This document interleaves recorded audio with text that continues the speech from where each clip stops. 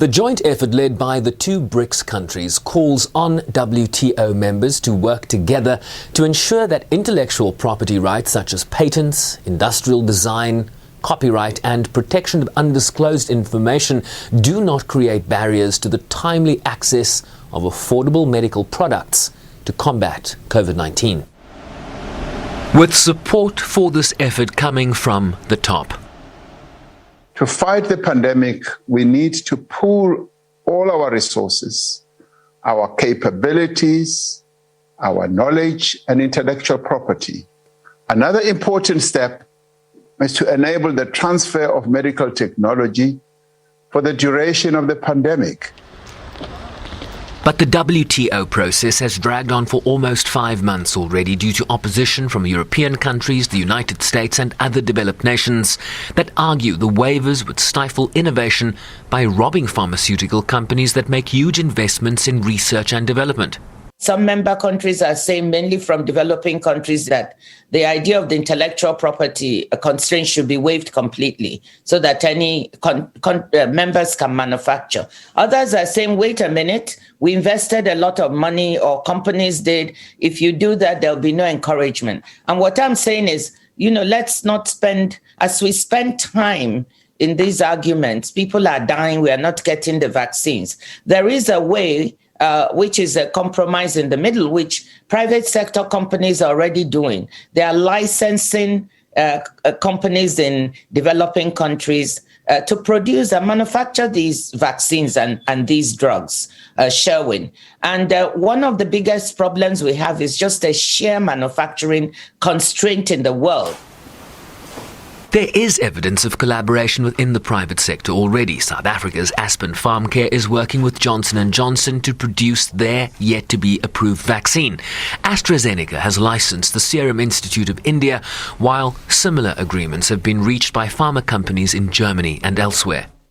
The pharmaceutical companies are doing it now, and we should encourage them. AstraZeneca licensed the Serum Institute of India to produce 1 billion doses, and it is licensing in other countries. It's licensing companies. I believe in Mexico, Thailand. It's looking for more and more places. Ditto with Johnson & Johnson was doing contract manufacturing, and now I understand they're willing to also do licenses, which transfers a lot more of the knowledge than you would have in contract manufacturing.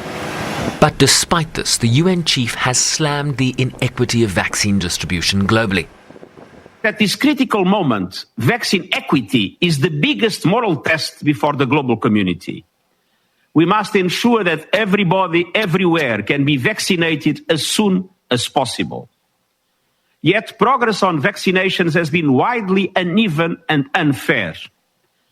Just 10 countries have administered 75% of all COVID-19 vaccines.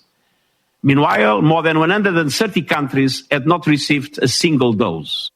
Currently underway at the World Trade Organization. Given this posture, we asked his spokesperson if the SG-backed efforts led by South Africa and India at the WTO. Any move that will facilitate the distribution and access to vaccines will be welcome.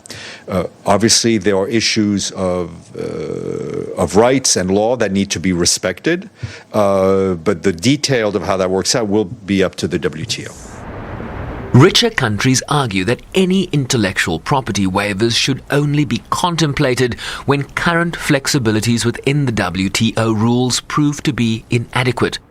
On the issue of vaccines, I have said that, the WTO rules, which talk about the TRIPS agreement, talks about intellectual property and how there can be flexibilities during a public health emergency to enable countries to manufacture medicines and make them very affordable, as South Africa did with the HIV/AIDS drugs. So right now, countries or members are talking about what do they do with these flexibilities in these times of urgency.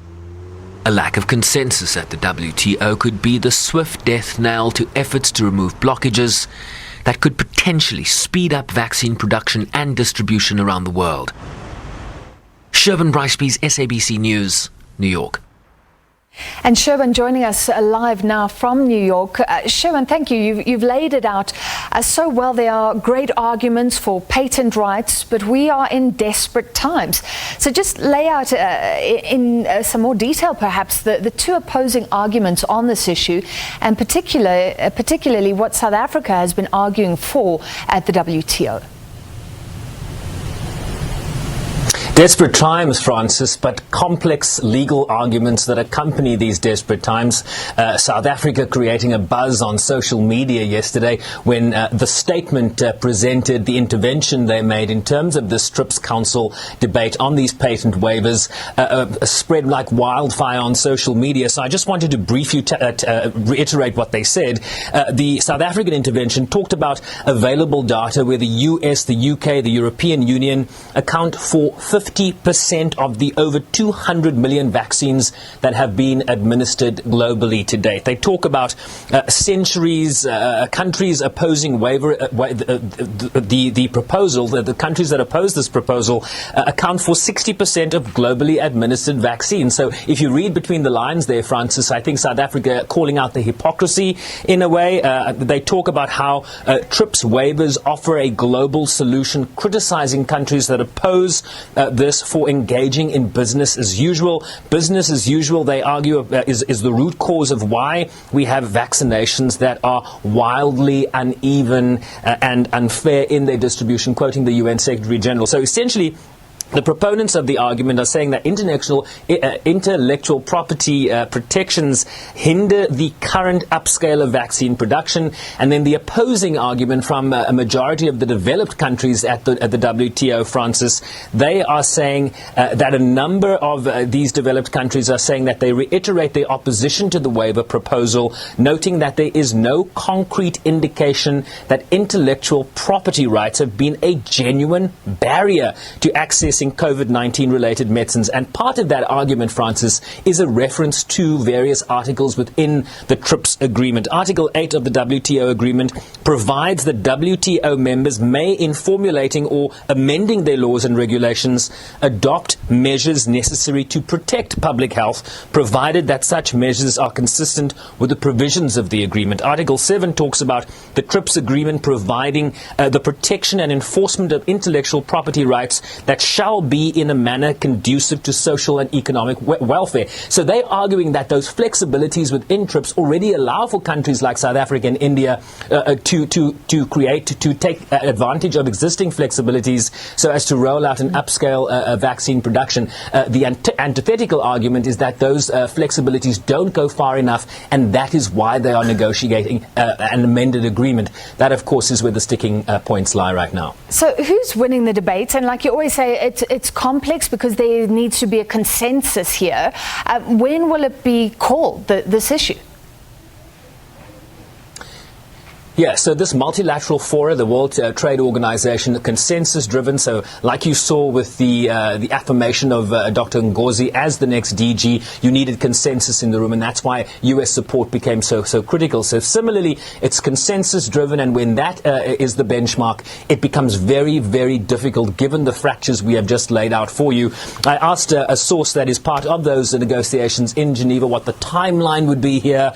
They write that the waiver is still being discussed in the TRIPS Council. As discussions are still ongoing, it's difficult to indicate a timeline, but as South Africa, given the urgency, we want to have the discussion finalized as soon as possible, as it will facilitate the transfer of technology, know-how, etc. That is critical to produce vaccines and therapeutics across the world, and thus respond timely, equitably, and with affordable access. So that doesn't really talk to the timelines, Francis, but there are major sticking points here that it's going to be very difficult to see how consensus is reached moving forward. All right, and you'll follow that for us, no doubt. Sherwin, also on the vaccine front, the U.S. Food and Drug Administration looks likely to approve a third vaccine for emergency use authorization. They're looking at the safety, how these vaccines work, and we know all about this one, Johnson & Johnson. It's already the vaccine being administered to health workers here in South Africa. Yeah, so this would be the third emergency use authorization following similar actions by the FDA in late 2020. Of course, Pfizer-BioNTech was leading the way in terms of their vaccines approval, followed by Moderna. And of course, now Johnson & Johnson would be the third vaccine to win approval, were that process to go as we suspect it will do by the end of this week. The advisory panel that of scientists that advises the FDA on emergency use authorization will meet on Friday. But we are seeing some great numbers. 85% effective is what the FDA is saying as it relates to the Johnson & Johnson vaccine in preventing severe illness. And this is an important number, Francis. 100% effective in preventing death and hospitalization. So that will be Johnson & Johnson scientists will certainly be buoyed by those numbers. And as it relates to the South African and other variant, the variant identified first in South Africa, they are talking about a 57 to a 66% efficacy. But the important number there, 100% effective in preventing death and hospitalization. Francis. Yeah, like you say, very good news for us, those findings. Thank you so much. That was SABC's news correspondent in New York, Sherwin Bryce-Pease. We take a short break. Lots more to come.